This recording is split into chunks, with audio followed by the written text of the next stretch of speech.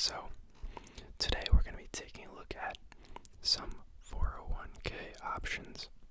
So, currently, I am still a student, but I work for a certain company as a engineer.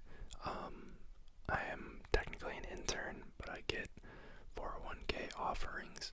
So, I figured that would be something interesting to look at with you guys. Typically, I'm not too fond of the offerings in these employee-sponsored plans because they don't give you a wide variety of freedom. However, this one looks pretty good. Sometimes they'll stick you with situations where they only give you a couple different types of plans.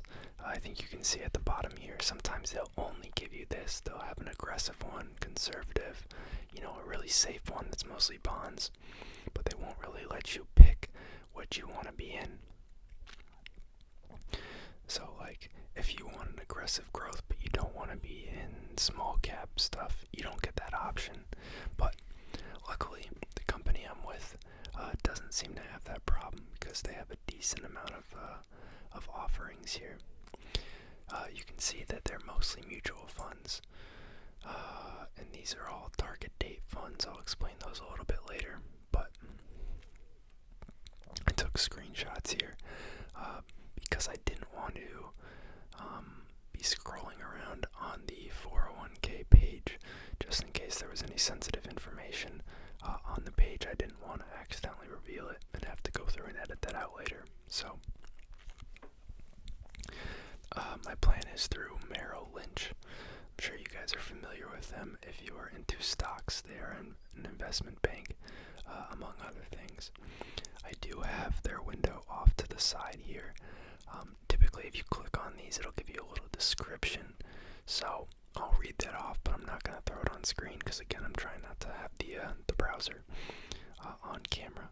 So the first one that we have here is AVPAX.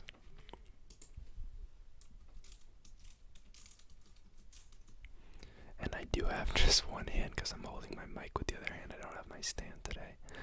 So my typing is going to be a little slow. So you can see this is a small cap value fund by American Beacon. I've never heard of American Beacon.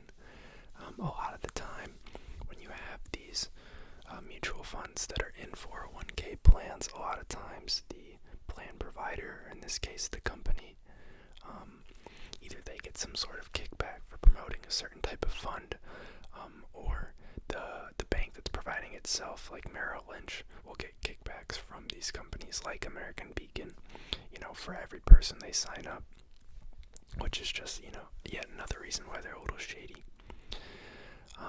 I do have a personal Roth IRA.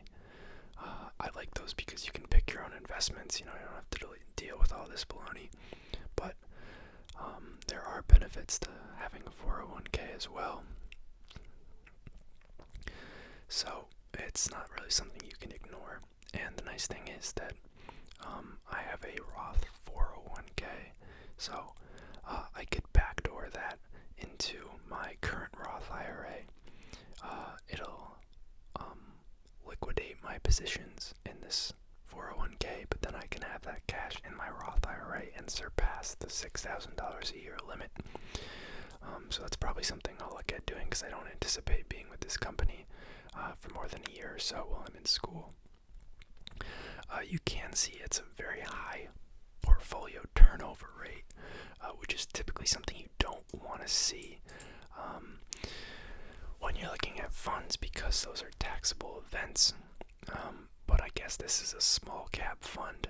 Small caps are a lot riskier. There's probably a lot more sporadic news and reasons to be in and out of stocks and new positions to add, companies going into less favorable positions that the fund doesn't want to be in, which would explain that 61% turnover ratio. They also have an extremely high expense ratio, which sucks. 1.14%. I'm used to seeing funds like Vanguard's funds that are, 0.03, 0.04%. unless you're picking your own stocks, and it's essentially zero. But that is a really high expense ratio. I'm just going to pull up the description here over on the right side.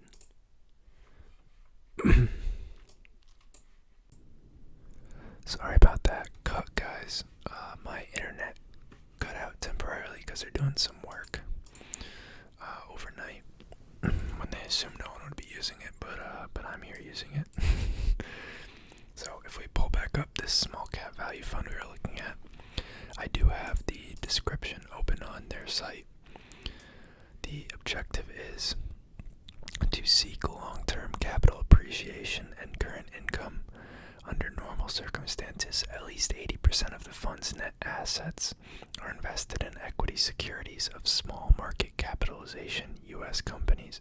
These companies have market caps of $5 billion or less at the time of the investment.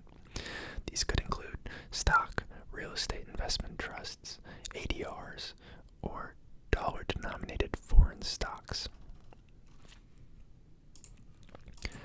Next up, we got RGX. So, like I said, I'm guessing this is some European Pacific stocks, just based off the name. If we pop open the description here, you can't see it does have a 38% turnover rate. So again, not great, especially because we're no longer dealing with just small caps. These are probably bigger companies as well, so I'm not sure why they're turning over so much stock, but it's better than the last mutual fund. So the objective of this one is to target common stock of issuers in Europe and the Pacific Basin that have the potential for growth. Yeah, of course you want the potential for growth. What kind of statement is that?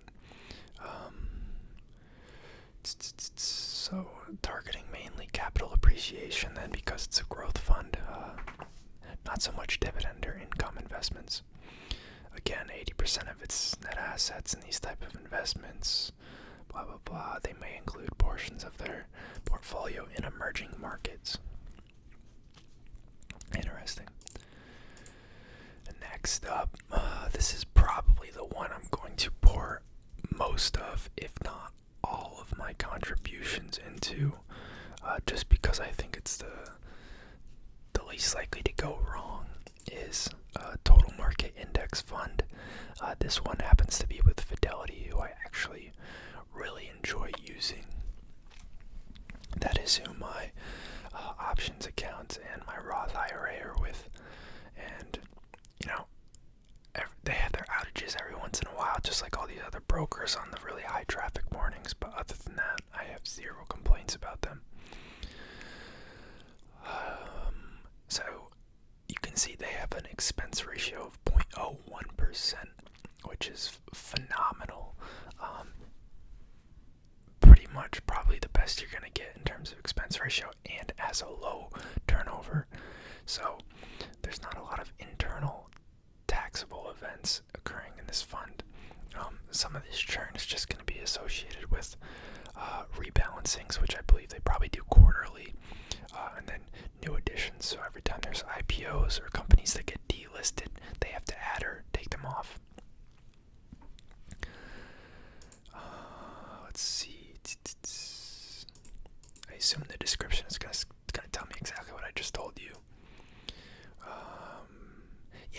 This does use the Dow Jones U.S. Total Stock Market Index, which is slightly different than, like, say, a VTI ETF, which is Vanguard's Total Market ETF.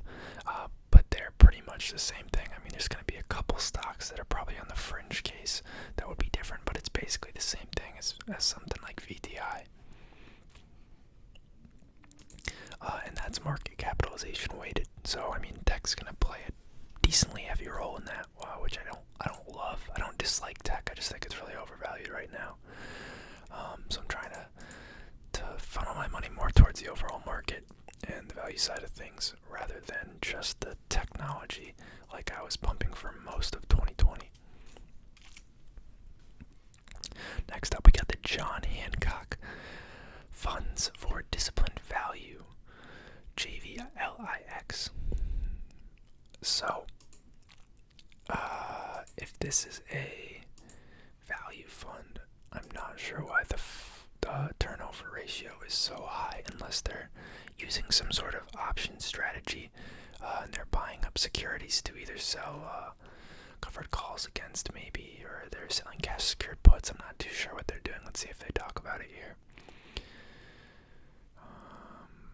So it says the primary goal is investment in equity securities that are going to appreciate in capital. So basically stock price going up. But then there's a secondary goal of income. So they're probably, I say there's a pretty decent chance they're using some sort of option strategy to generate income, which explains the turnover ratio being so high. For a fund that's doing income generation with options plays, that's actually not a terrible expense ratio. But again, I never think too highly of these funds. I feel like they just underperform over the long term. And it's only yielding 1.58%, so are you really getting that much value out of it?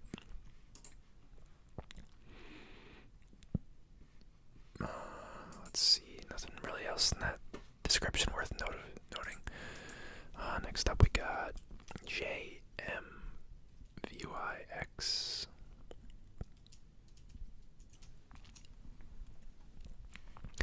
Mid-cap value.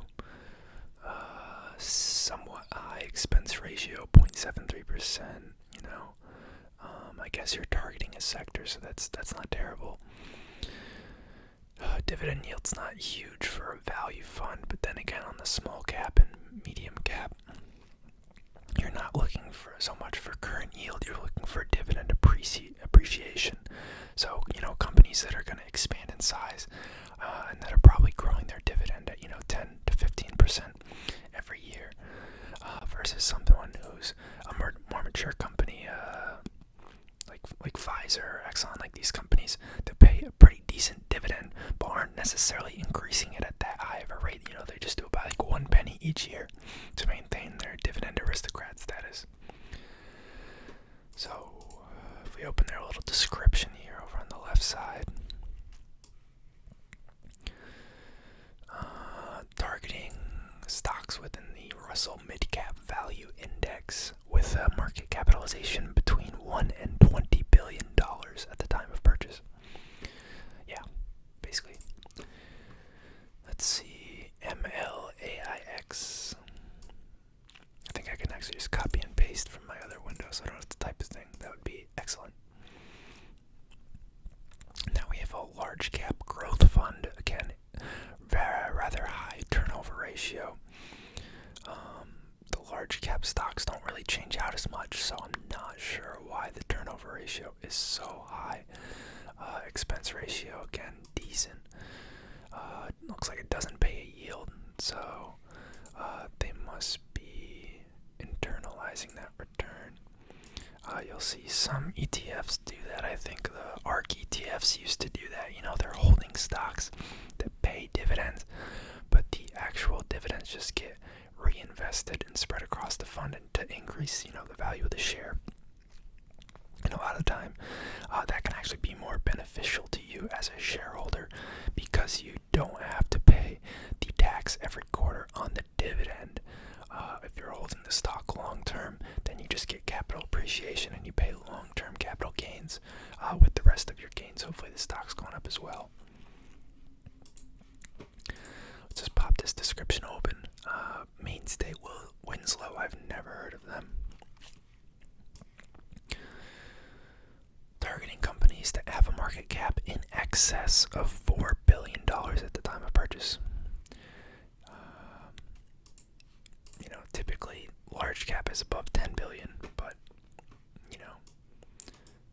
it's a growth fund. Next up we got Parnassus Core Equity Fund, Investor Shares, fancy. PRBLX, somewhat high turnover again. My other monitor's trying to time out. Again, high expense ratio equity fund. I'm Wouldn't be surprised if they're doing some sort of derivatives. Yep, seeking capital appreciation and current income, diversified portfolio of equity securities, common and preferred stock. They're investing in a lot of securities that pay interest or dividends. Okay, so another income generation fund, high turnover ratio, not excellent expense ratio, but no biggie. I will applaud them. You can see they really do have a pretty good spread. You know, they got small cap value, they got European stocks, they got total market, they got a couple income funds, they got large cap growth, they got medium cap equity, small cap growth, international. You know, they do cover a lot of the bases, so I will give them props for that. You know, even if I don't love the even if I don't love the options, and I'm just gonna choose one or two of them, you know, having them there, it's something. I believe we're on BMEGX next. T. Rowe Price, pretty popular name in the space. Let's see. It's one of the best turnover ratios so far. Lower expense ratio in the last couple. Decent appreciation. Mid-cap growth fund. You know, this isn't even a bad pick. You know, buy in and hold quality companies that are going to appreciate over time. I think a lot of time it's just a better choice than some of these, you know, fancy income funds that can, you know, flex 8 to 11%, but you know, the fund's flat or decreasing over the years. I just don't see it as a smart place to put your money, but I'm not a financial advisor. I'll probably edit in that warning at the beginning of the video just for redundancy, and it'll be in the comments just to protect myself. But none of this is financial advice. I'm just giving my opinion. Take it with a grain of salt. So BMEGX is a long-term capital appreciation seeking fund. Places 80% of its assets at least in mid-cap companies who T. Rowe Price expects to grow at a faster rate than the average company.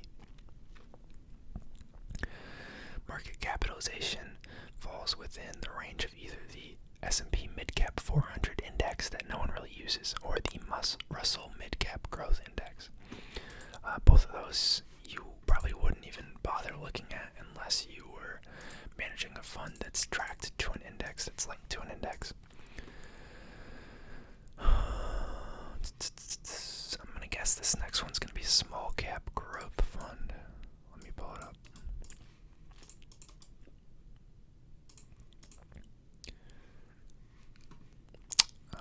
While we're here on the topic, I did film the second part of the video after that cut on a different day than the first 5 minutes or so, because the internet cut out and they didn't bring it back for the rest of the night. So today was actually a massive green day. My accounts were up huge, 3% probably across the board, which is pretty phenomenal because I'm not really in anything too crazy. So that's why all these are, up pretty decent. Again, small cap growth fund. Small cap has actually been killing it over the past year. So, there is some data to support the idea that despite what you would believe, small cap stocks actually perform rather well during turmoil. The initial brunt of it wipes out some of the companies, but they're often able to adapt to changes, both in policy and both in how they conduct business, because there's so much less bureaucracy and people to sign off on decisions. So if you look at leveraged small cap funds like TNA is a pretty popular one. I'll just throw it up here. We'll get sidetracked a little bit. It's all right.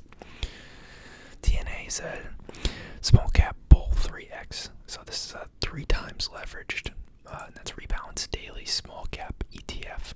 I do not trade this, but one of my friends swears by this, and he's been in options on a triple leveraged fund. He's crazy, but he's been in options on this since back in June.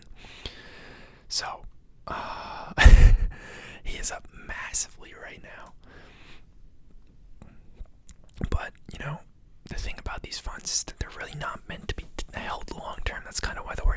days in the title. If you just have a couple consecutive down days, I'll actually show you here. If you have a couple consecutive down days like we had back in March here, it just wipes the fund out completely. As you can see this is over a couple months. If I zoom in, most of the drop happens in March when the COVID hits.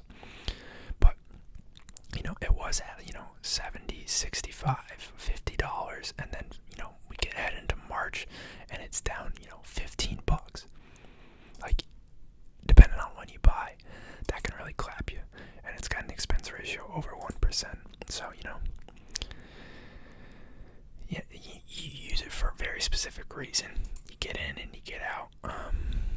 But it's just been on a tear because the small caps have just been doing so well, and we haven't really had any major red streaks. I think this past week was probably the worst we've seen in a while. But this fund is still kind of flat for the past week or so, which is just dumb luck in my opinion. But anyways, back to this 21% turnover rate. Year-to-date return 24%. That is how crazy small cap stocks have been going. 24% when most of the other funds we've looked at so far have been down 1 or 2% year-to-date. Decently reasonable expense ratio for targeting something. Honestly, a decent holding turnover as well. T. Rowe Price, they're a lot better at managing funds than a lot of these other companies that are get thrown on here willy-nilly because they're making Merrill Lynch a quick buck.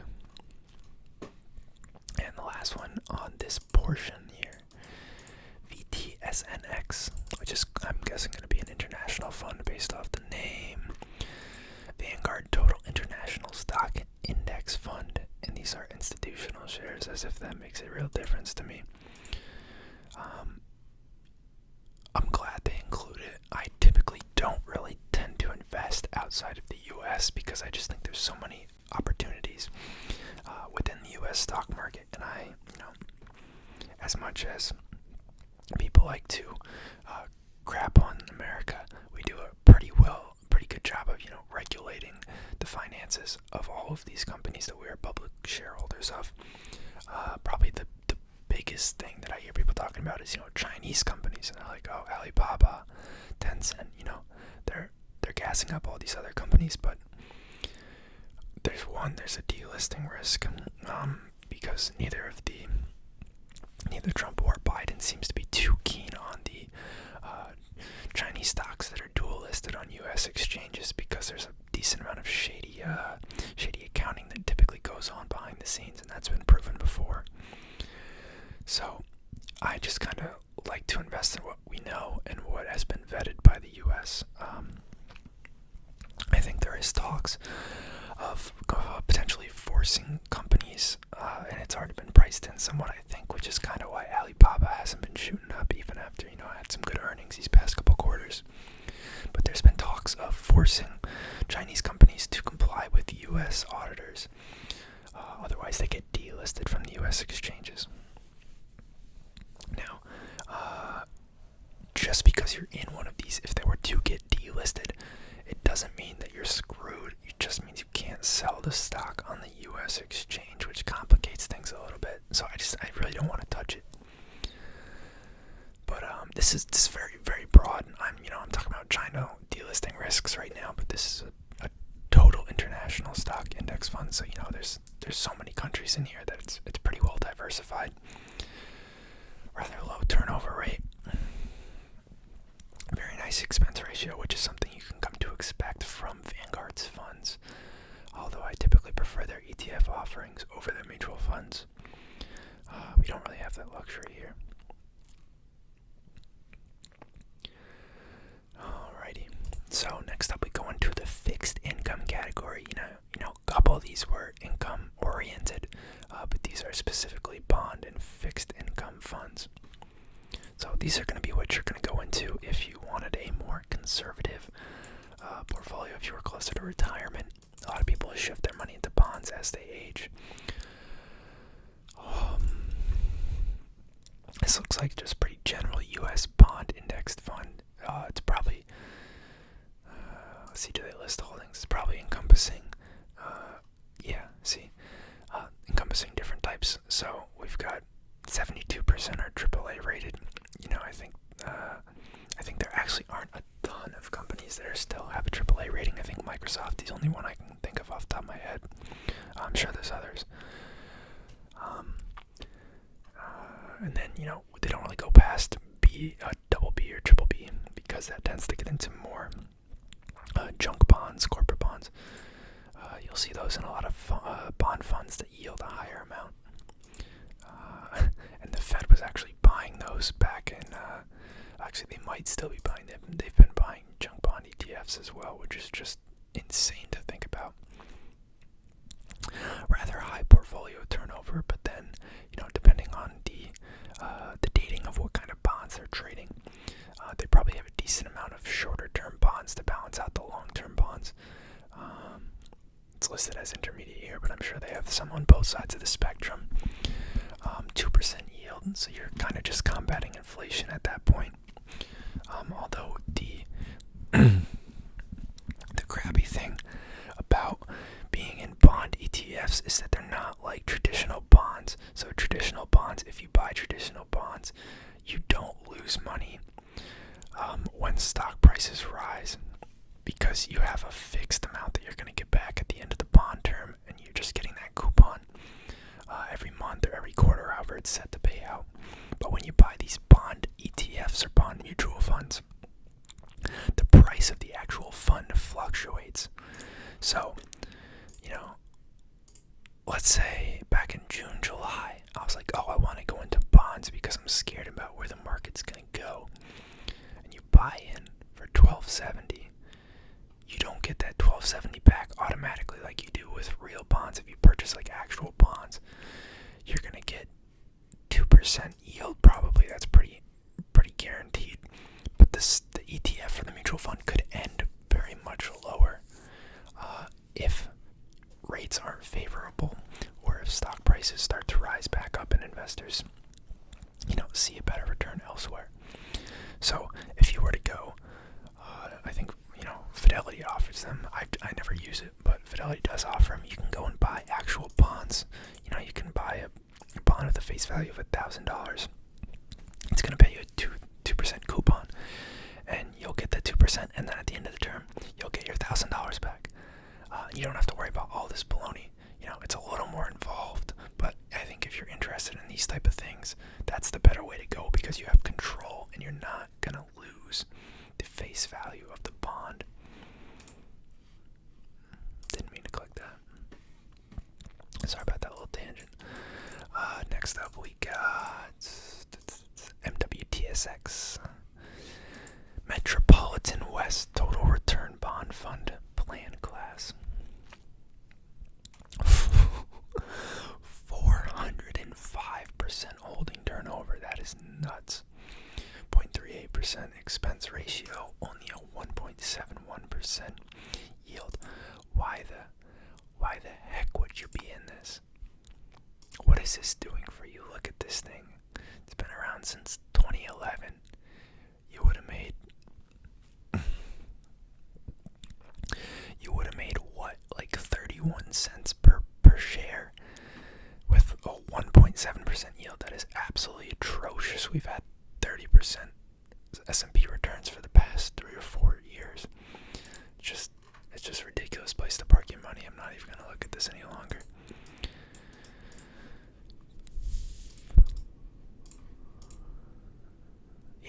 Yeah, same thing here. Well, what are you doing? At least this one has a decent yield. I take that back. This has been pretty flat, so you're kind of preserving value. It's got a 4.35% yield. BMCO does have actually a decent amount of fixed income funds that do generate decent returns. Some of the things you have to watch out for is the taxation treatment, both internally in the fund. You may be paying a lot more tax than you realize. That's going to cut into the earnings, and also sometimes the earnings that you receive as dividends are not qualified dividends, so you pay the tax rate of your normal income rather than traditional dividend tax rates, which are typically more favorable. So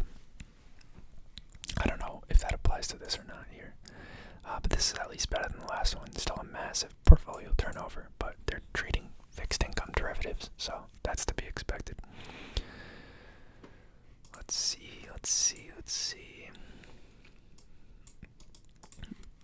Next up, we got a stable value fund.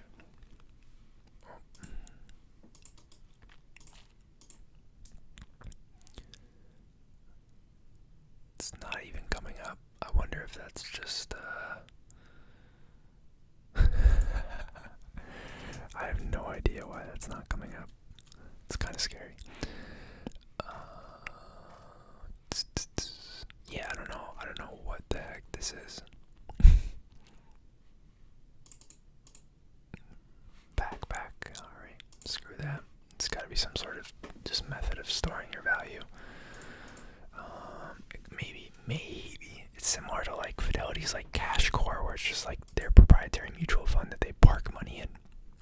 That's the only thing I could possibly think of.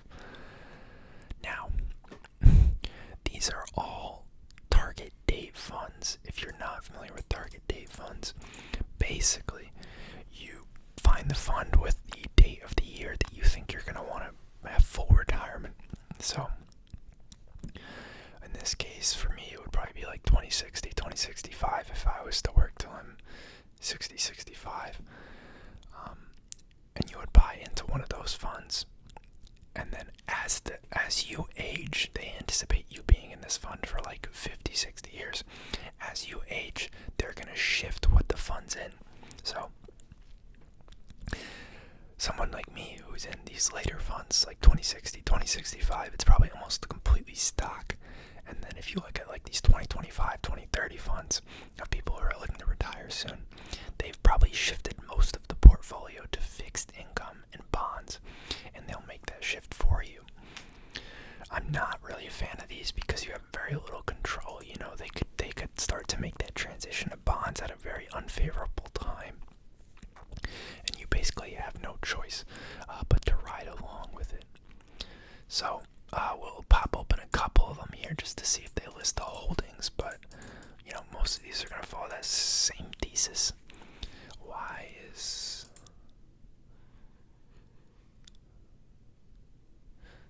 that's really odd that they're not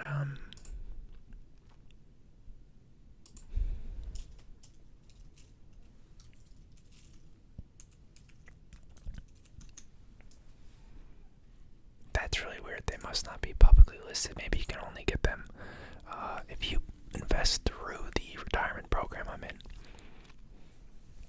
But let's see if we open one, if it'll tell us.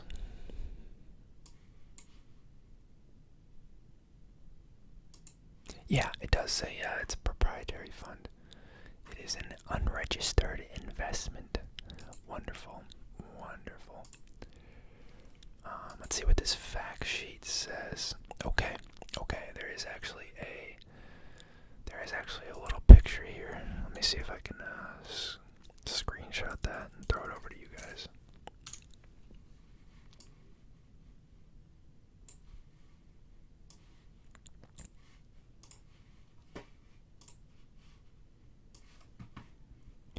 Alright, if we look here, it's gonna be a little blurry because I blew it up, but you can see on the bottom here we have years until retirement, and then on the left side here is percent allocation.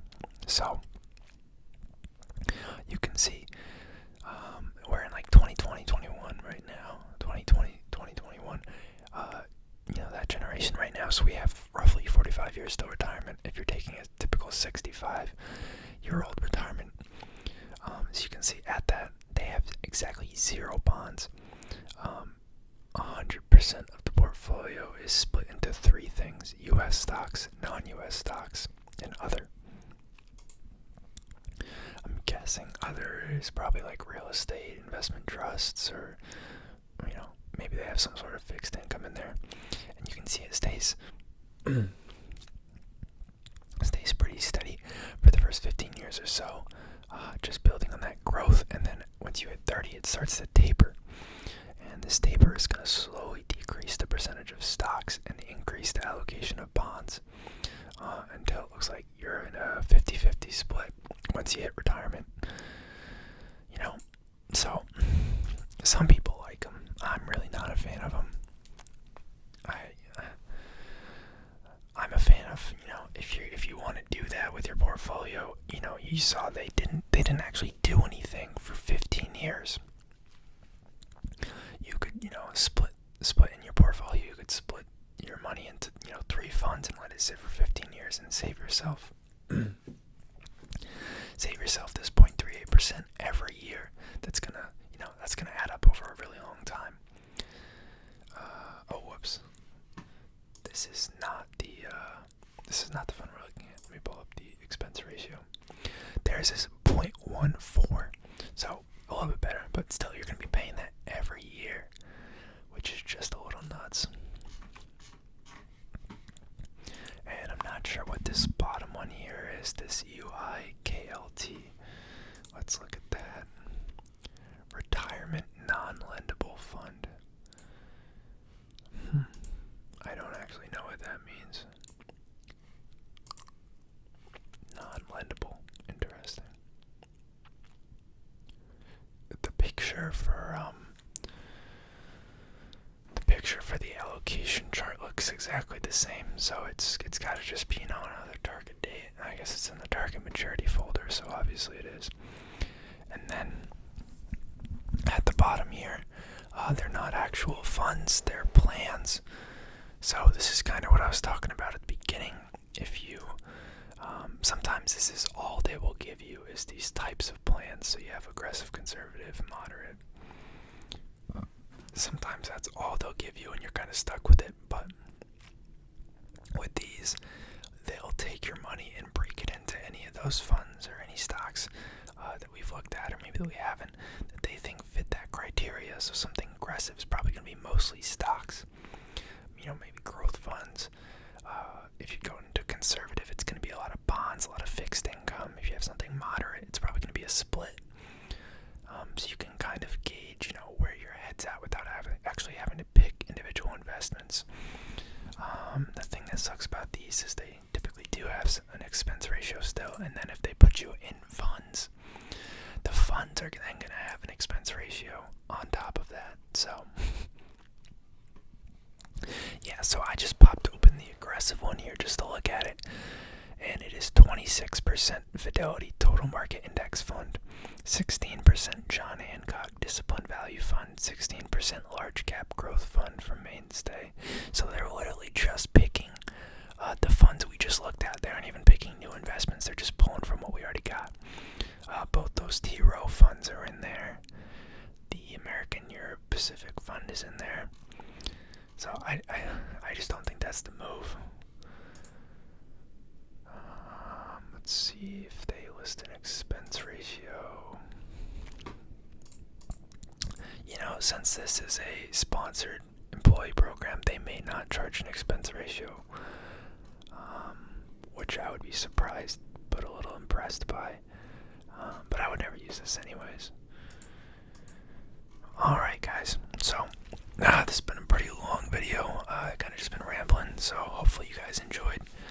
If you watched through to the end, if you ever want me to make videos on anything or talk about anything else, just drop a comment and let me know, and I'd be happy to talk about whatever you guys want.